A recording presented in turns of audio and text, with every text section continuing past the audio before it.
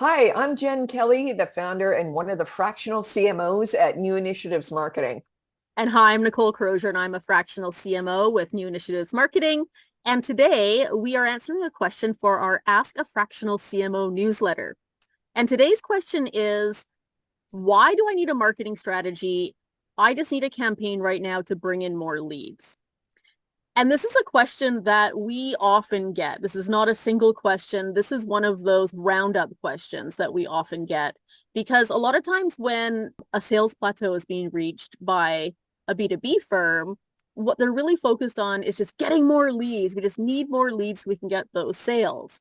And we recommend that they start with a marketing strategy, and we get a little bit of pushback. So on our end, what we know for sure is that the best way to get those qualified leads and kind of set it up so they're coming in on a regular basis is to really look at your marketing strategy and get the right systems and processes in place. But on the company side, they're so focused on needing to get those sales that doing a marketing strategy, I think in their eyes seems a little bit like a theoretical exercise or a roadblock. And they just want you to say, we'll do this one campaign and it's going to bring in the leads we need and then everything's good. Jen, what do you Yeah, think about this? well, exactly. And we've been through this and many times during our pitches and our meetings with potential clients. I just want to get more leads. Can we use this lead project to try you guys out? And then Mm-hmm. after you bring us in some leads, then we'll do your marketing strategy.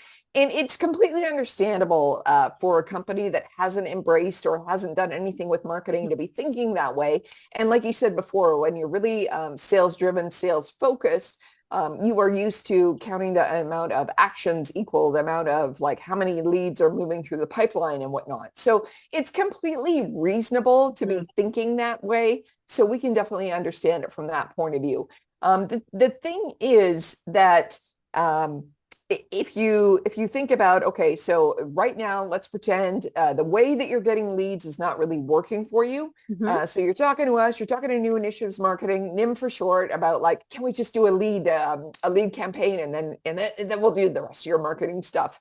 The issue with that is if the way your leads are coming in right now is say broken or not Mm-hmm. working very well, what on earth are we going to do in order to make that process work better?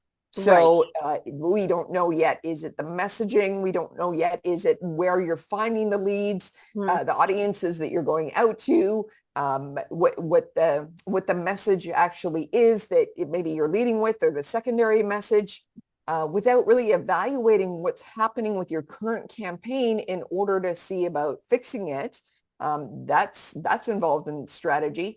And then in a bigger, I guess, in a bigger picture way, is the lead process really stalling for you because your company has other goals that aren't exactly aligned with how you're bringing Mm-hmm. the leads in? So just with a Right. couple of examples there is the explanation of we can't just whip up, a lead campaign for you in 24 hours without answering some of the real questions around like what's really not working for you. Right. Right. And often when we get this question, it's almost like a little bit of a red flag. When a company is so focused on getting leads in really quickly, it's usually because something has happened at the company that's produced a huge pain point. And it means that they're not getting the leads in through marketing that they need to be getting in. And it indicates that something is broken and the company is not quite sure what that is. So that usually means that we kind of have to go in and evaluate the situation. We can't tell them right away what the problem is unless we go in and really look at what's happening overall. And to do that, you need to do a pretty in-depth marketing audit to see what's currently happening, where there might be any gaps, where there might be something that's broken. But in order to even do that, we have to understand their ideal client's customer journey, and what works for the ideal client.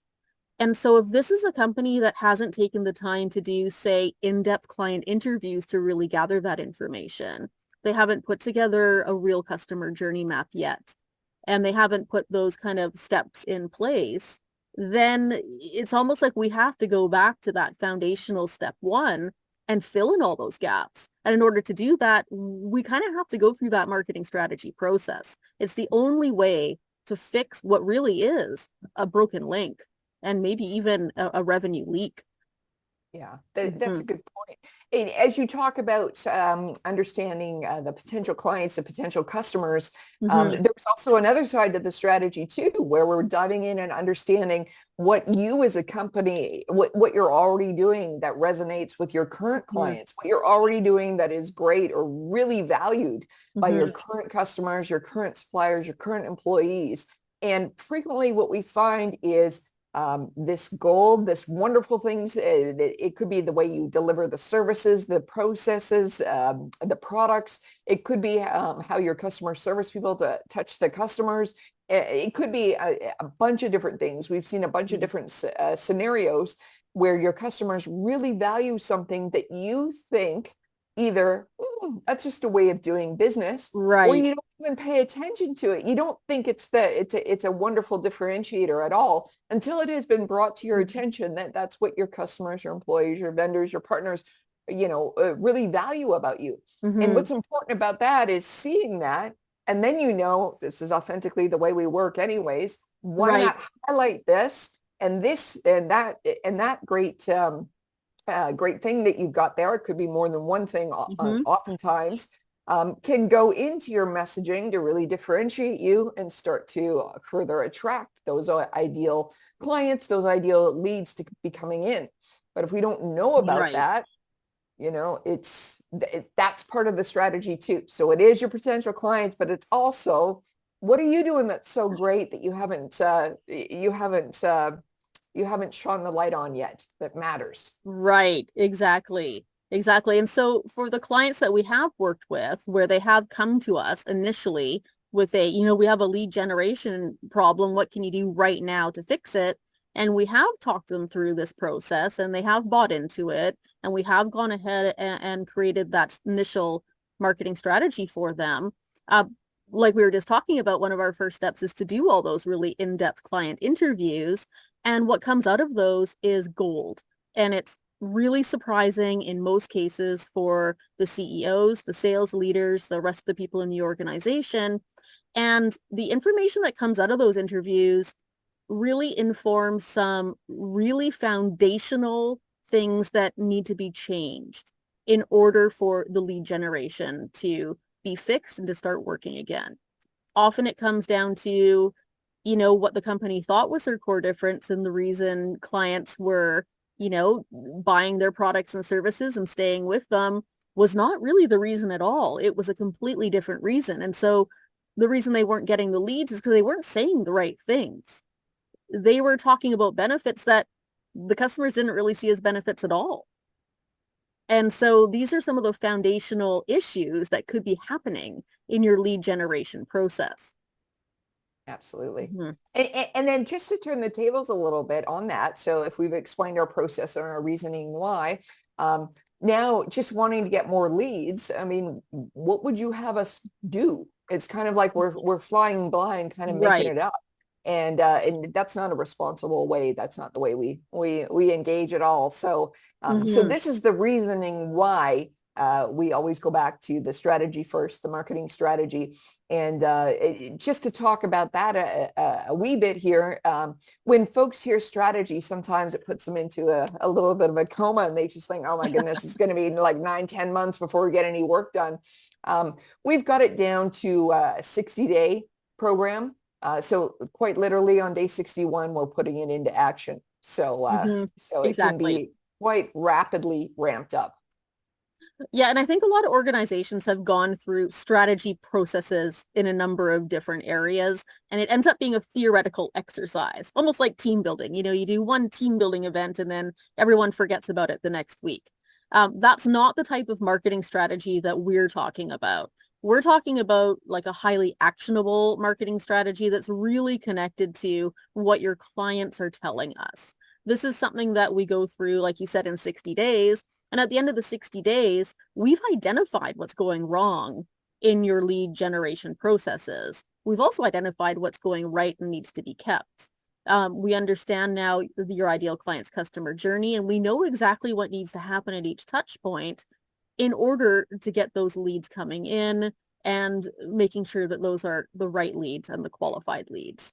And so you have at the end of those 60 days, pretty much an action plan that can be implemented right away. And before you even have that action plan, you already know what's wrong. We've already identified that, and we're likely already taking some steps to fix some of those lead generation systems and processes. Absolutely.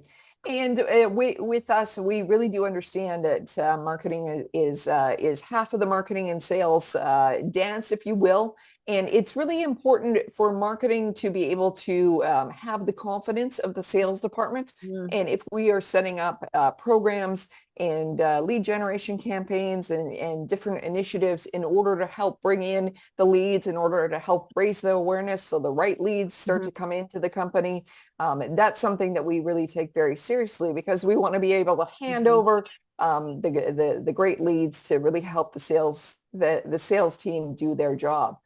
So with Right. that, our marketing is really thoughtful around how is this going to translate to making it a lot easier for the sales team to get in, present, and ultimately close and win business. Right. Right. And so in answer to that question, then, why do I need a marketing strategy? I just need a campaign to bring in more leads. I guess in summary, our answer would be, recommending a campaign without a strategy would simply be guesswork. It would just be trying things out, seeing if they stick, and is likely not going to be the right thing. And so as a fractional CMO company where we have those senior marketing leaders on staff who have worked in B2B organizations before and understand all the things that go into creating a successful strategy that really powers your lead generation campaigns, honestly, we feel like we'd be doing companies a disservice if we did that. And so we always recommend starting with strategy first. And the reason is because without that, you're never going to know what's wrong with your lead generation campaigns and how to fix them.